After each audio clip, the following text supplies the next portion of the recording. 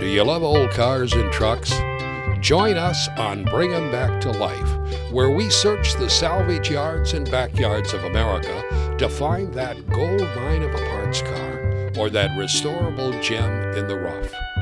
Come with us down memory lane as we elevate the status of our salvage yards to outdoor museums of automotive history.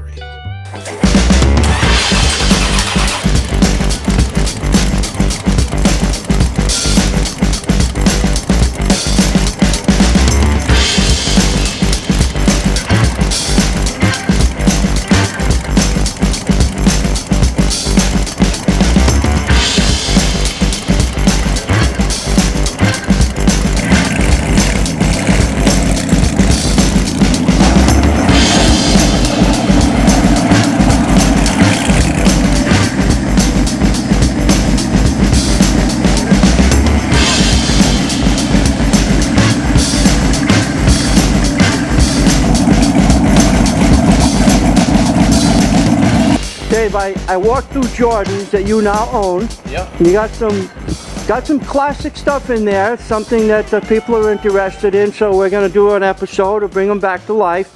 And then you told me you got a 43 Ford that was probably an ambulance made during World War II. Yep. And that's for sale. You want somebody to save it. And it was actually brought into the scrapyard, wasn't it? Yes. And then what else do you have you're willing to sell right now that you really don't need anymore? This thing right here.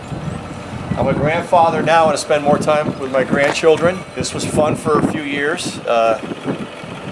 Raced motocross when I was younger.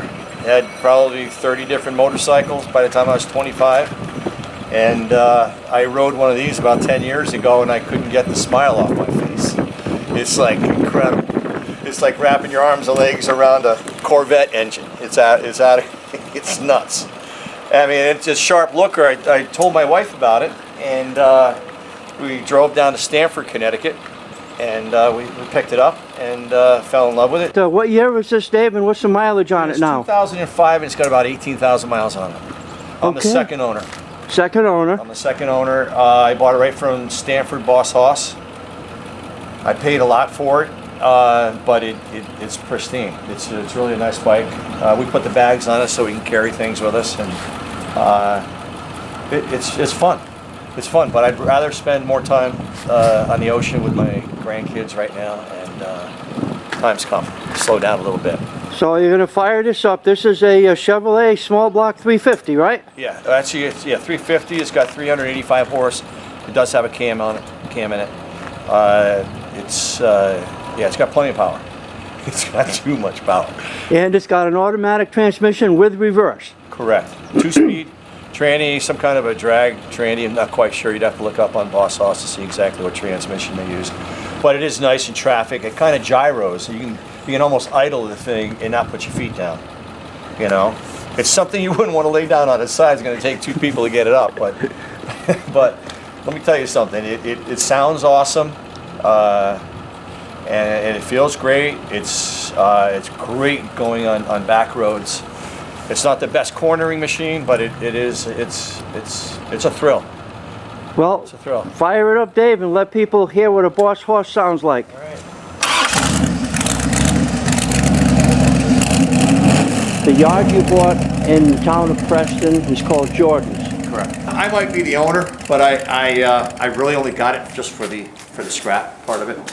You know. And you've created something that's kind of new around here in this part of Connecticut. Oh, so absolutely. Pull and pay. Yeah. The old style. Rummage through the junkyard, find what you like, take it off yourself, and make a fun afternoon out of it. You know. Well, that's what Bring 'em Back to Life is about. Because so many people, we just love walking through salvage yards. Oh, you're going to come back with something. You're going to find something. Well, you and I have two different perspectives on old stuff, whereas you own a scrapyard, so you were explaining to me... Oh, I see light iron and scrap metal, that's what I see. Light iron and scrap metal, and yeah. I see potential for restoration or hot rods. Yeah. Well, I mean, some of them, obviously the old stuff, the old clips that are up on the upper side, and that old Ford wrecker in the back there, very interesting. So you're also having a friend that's going to give me an audio on that 1943 Ford, what could have been an ambulance or a hearse. Or a hearse. There was a small amount of vehicles made for the general public during that year because of World War II. Of course, scrap metal was in big demand. They needed it for ships and bombs and tanks and trucks and bullets, jeeps, everything, yep. everything else. So all of the manufacturers were busy building for the military at that time. And that happens to be what's left of a survivor. Right. Yeah. No, it's very unique. I wouldn't doubt if somebody had it, you know, somewhat running. It's got that flathead Ford V8 in it. Yeah. And it's got all the right ingredients to do something really cool with it. You know, even when they did that extension mod when I went to Sebring, you know, interior was done with wood. You know, right. They didn't use metal. Right. They used the wood and some flimsy sheet metal. So even if you improvised, you know, putting metal back in, yeah, you'd get the general structure back. Or if you did it, you know, you wanted to go all out, you can make a rat rod out of it, or you can put the wood back in and try to get back to original. Right. You know, a woodworker could do that. Yeah. The motor turns over. The motor turns over. Oh, you know that. Okay. Yeah, the motor does turn over. It's got nice, I think it's a 4 or 5 speed transmission. What it is, I don't know. Yeah, it's all there. It's all there. Yeah. You know, it's just cut, grind, weld. You know, have a blast. Yeah, exactly. You know, it would make a great rat rod. And it's got the suicide doors on it, so the doors open the other way, which is really cool. And the door. It's definitely an eye turner. I've had all kinds of people come by and look at it. You know, we've never advertised it. It's always been more of on the, you know, out in front of the lawn. Right. Sale. Right. Yep. And you know, it's down at one of our other yards, and nobody saw it. I saw it out back, and I said, "Don't cut it. Leave it alone. This thing's cool." You know, and I'm not a you know, an antique. Right. You know. Right. If I had the time, if I was retired, I would make a rat rod out of it.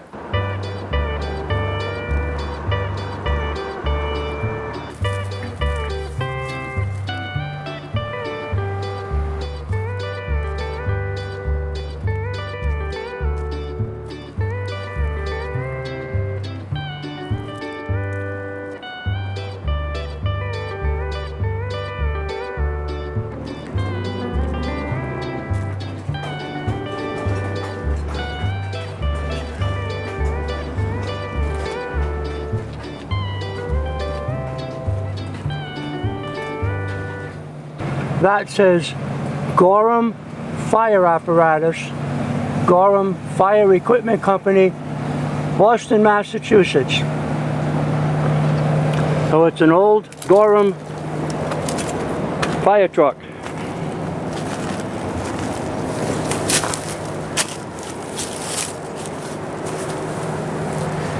And it is a Chevrolet.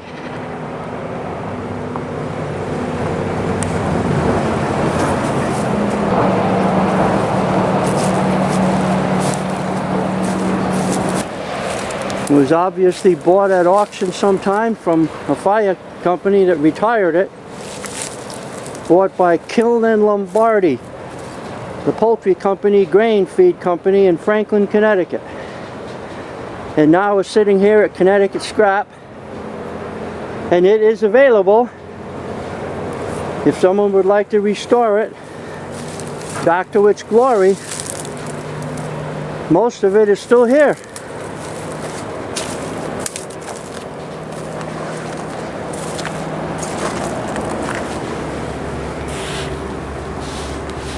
There's a complete seat. The transmission is obviously there. It's still got the shifter coming through the floor. The dash, the crank out windshield.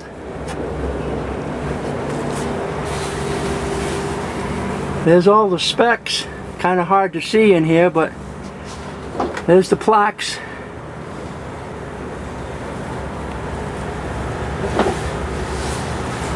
Still even has the roof liner in there. Some type of a cardboard with little steel straps holding it in. That seat is really, really nice.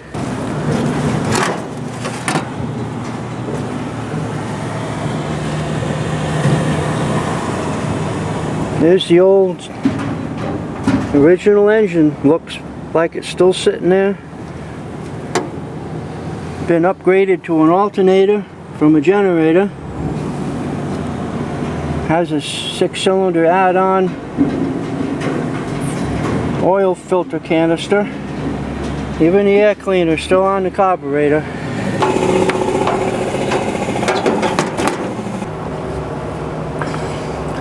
And on this old fire truck, look at this. The key is still in the ignition.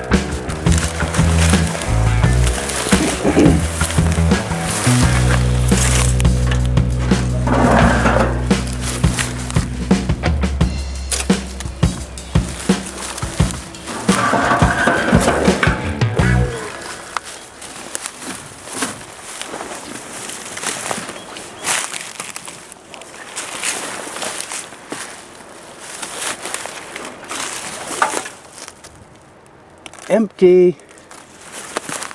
And yes, I am in Connecticut. 3 VW Beetles, 2 with engines.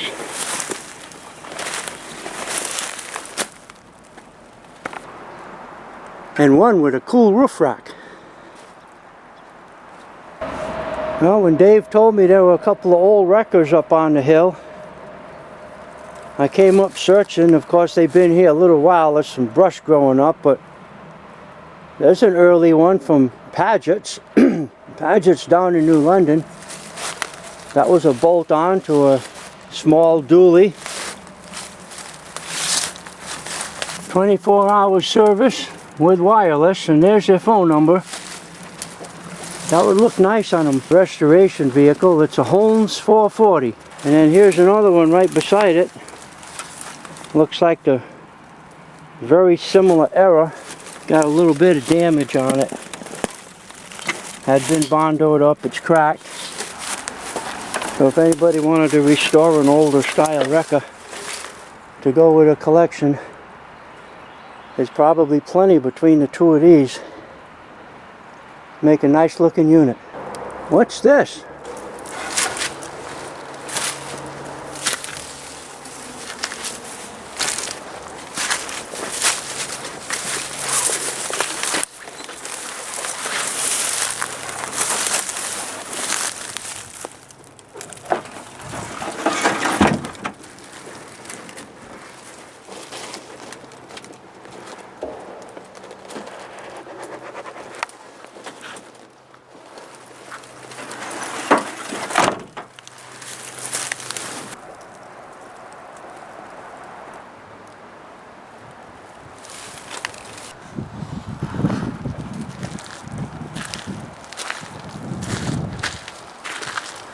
Well, looks like this is the Jeep section.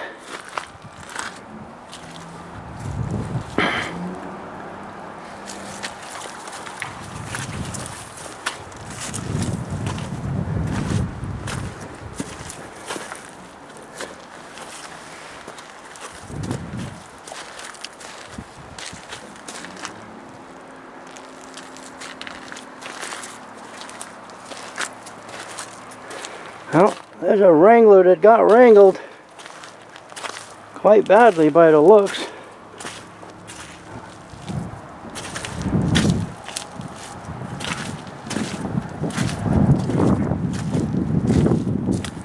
Bunch of Wranglers. All kinds of pieces and parts here.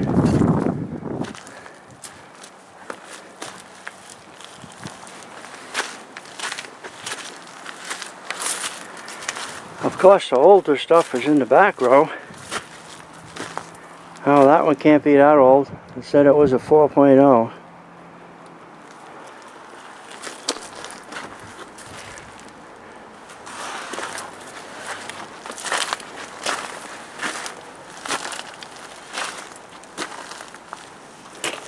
Not much left here. Well, there's a front axle with a differential. That piece is interesting right there.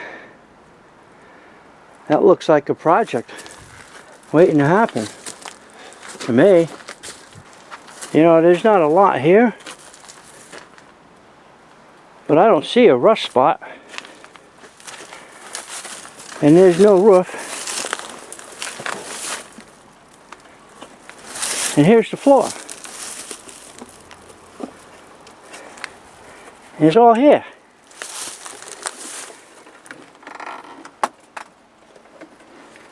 Oh, there's a rust spot. Found one.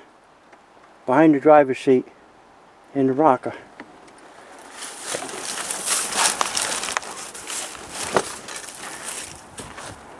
Now that's a lot of good metal. Somebody might want to call Dave about this carcass here. There's potential there.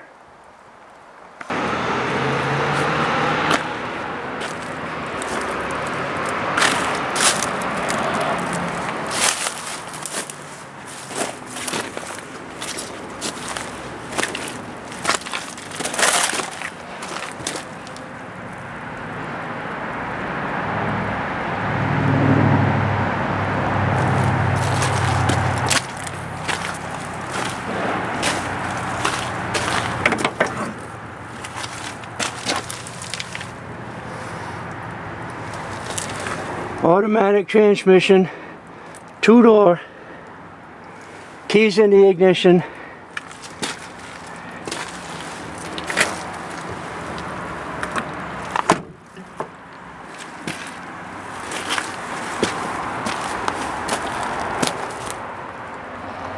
And it is a Nova.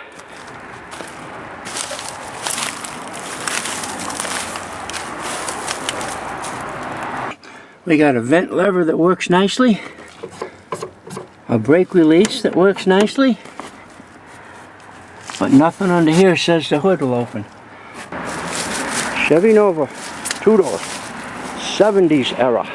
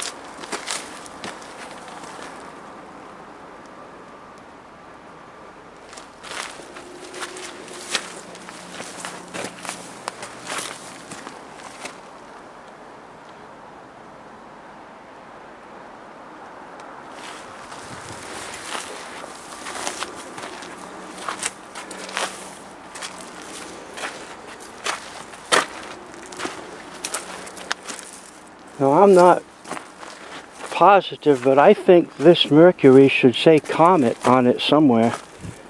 But I don't see any scripts. Look at that beautiful handle. Nice and shiny.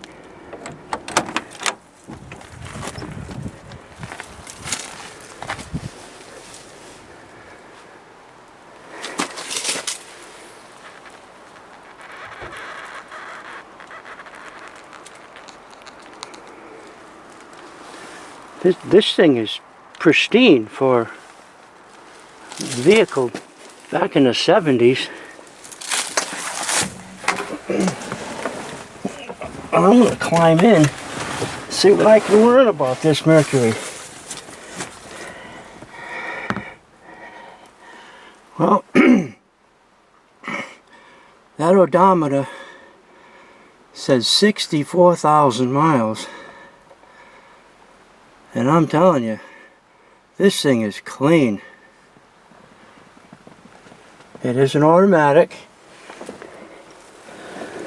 Not much wear on the brake pedal. None on the park brake pedal. The dash is all nice, original, except a couple of sun cracks on the top pad.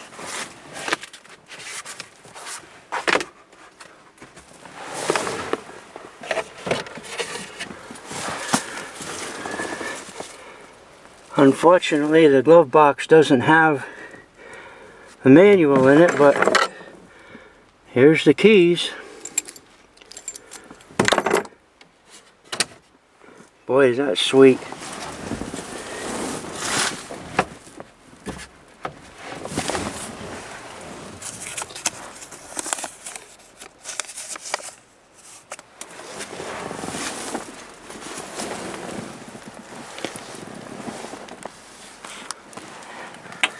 Well,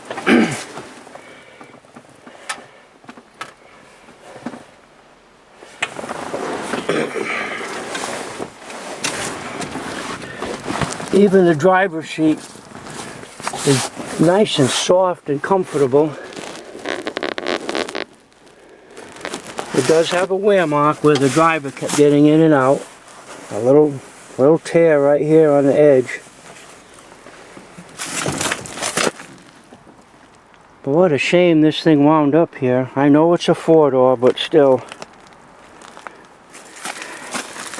You know, 4-doors that are original granny grocery getters really deserve love too. I know I have a couple. But let's see what the door sounds like.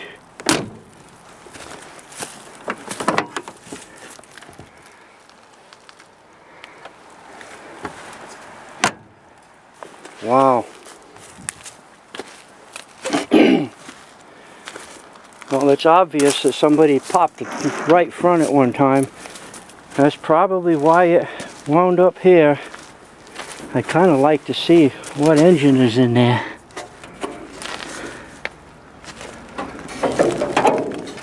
Yeah. Well, it's only a 6-cylinder. Not too much in the hot rod arena, but that can always be remedied. But there's a lot of nice stuff on this old Mercury.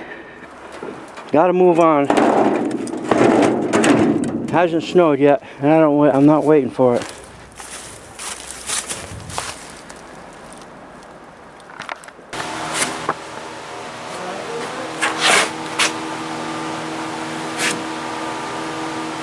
Welcome back there.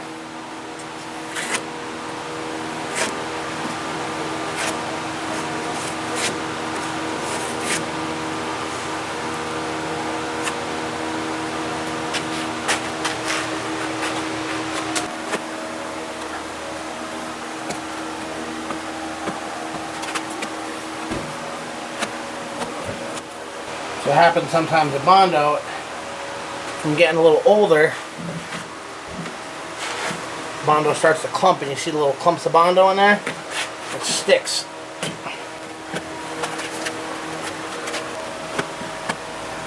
But remember, whatever you put on must come off.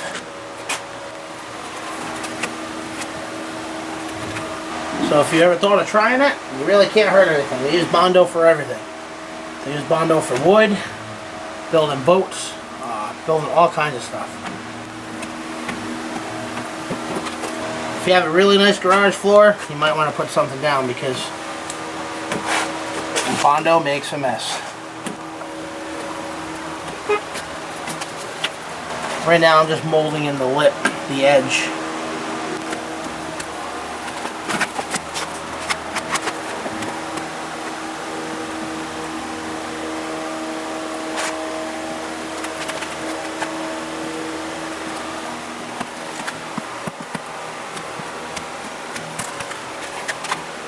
guys are wondering, all the little bumps, that's just all the Bondo clumped up.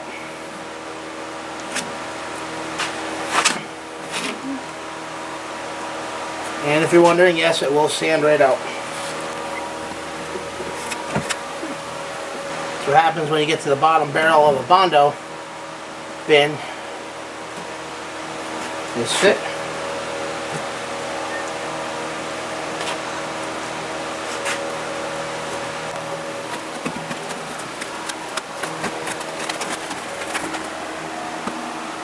You wonder what I'm doing? I'm making the lip. When we come back, we're going to block sand this little lip, leaving the Bondo plentiful so we can sand it down and make it work to our needs. Alright, that's about good for that quarter panel, I'm pretty sure for now. So next time, when we come up, we're going to show you how to block sand all this out. And once we block sand all this, you will see everything will be ripped right back down, make it nice and smooth. We'll have the bumper removed by then. Pretty much that's it. I mean, that's what it starts. If you want to get back and get a close-up, so it looks like the Mudger quarter panel. So it's a whole lot of work, but there's still probably another 4 coats that need to go on. But like I said, we must sand this down once it dries. Then we have to go over any lower spots. We'll fill them, and then we're going to primer seal it. And primer sealer is a sandable primer, which when you put this primer on, you're going to take black spray paint or any kind of spray paint and just block it. It's called block sanding. And what you do is take a long piece of board or a block sander, hand sander, and you sand down. And when you sand down, if the paint don't go away in one spot as it does another spot, then you know the paint's too high or too low. So at that point, you take Bondo and you fill it in, and then you sand it and prime it again. Same step, repeated and repeated. This is what it looks like. So until next time and bring it back to life.